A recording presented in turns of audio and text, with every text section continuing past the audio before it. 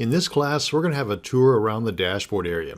Starting up here in the top left, you've got the pause button, the play button, the stop, skip to the beginning, skip to the end, and the record buttons.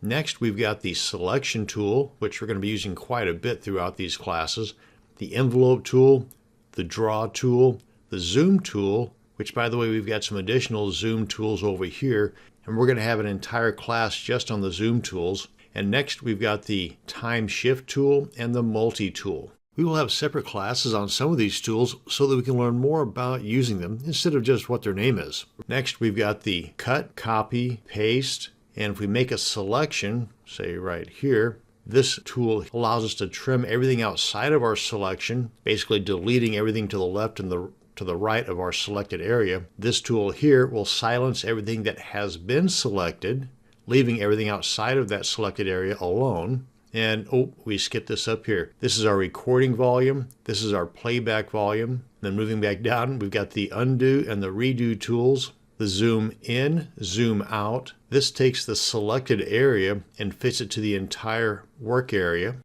This takes the entire project itself, whether it's 2 minutes or 2 hours long, and fits that entire project into the work window. And this is the zoom toggle. Pretty cool tool. Again, we're going to cover that in the Zoom class later on.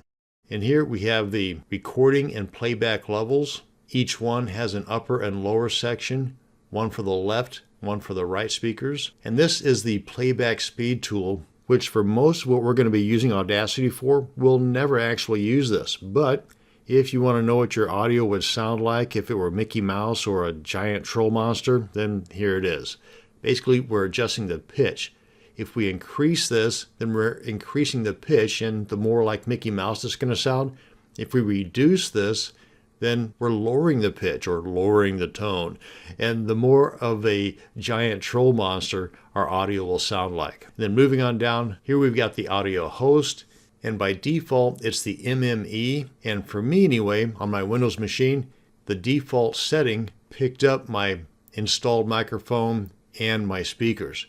If yours does not, then you might want to try selecting one of these other items one at a time and giving about a couple of 2 or 3 or 5 seconds in between selections to give it a chance to go through your system to see what installed microphone you have and your speakers. And again, this is for Windows. I believe on a Mac there is no choices. You only have one setting, and the Linux I'm not sure about at all. But if you have multiple microphones and or speakers, then you can select from those in the drop-down section here. Likewise with the speakers. And you may have noticed I've got this audio file already installed.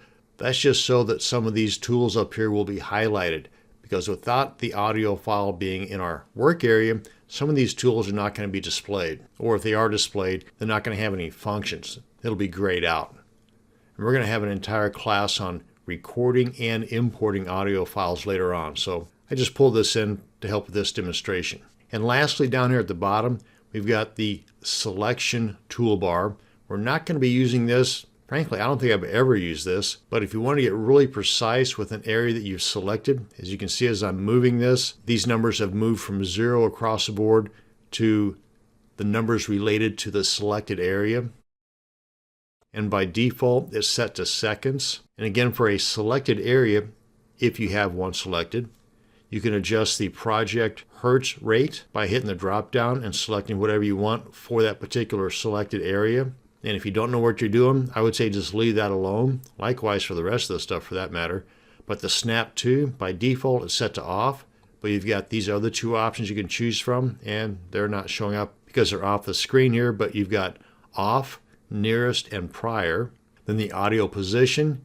This shows the beginning of the selected area. And if we hit this drop down arrow here, we can choose from the items within the seconds section or the samples section. For example, if we went to seconds, then it's only going to show the seconds or rounded to the seconds, that being the beginning and the end.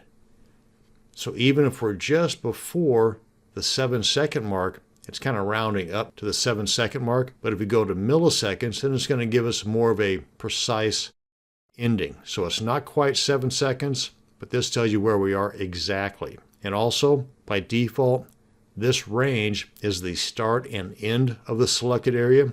You have some options here in this drop down: start and length, length and end, and length and center of the selected area. Again, I don't recall ever having used this, but it is there just in case you find the need. And that's it. That's going to bring us to the end of this class on a tour of the Audacity dashboard. Thanks for checking it out, and you have a great day.